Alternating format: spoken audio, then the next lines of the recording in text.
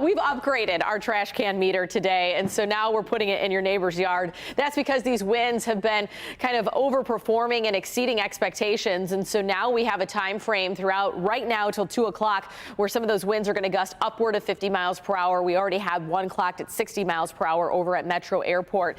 Throughout the afternoon, while we're still under the advisory, we could have winds gusting between 40 to 50 miles per hour. And then once that advisory lifts at 4 throughout the evening, it's still going to be breezy, 20 to 30 mile per hour wind gusts. However, it's just not going to be quite to the threshold of needing that advisory.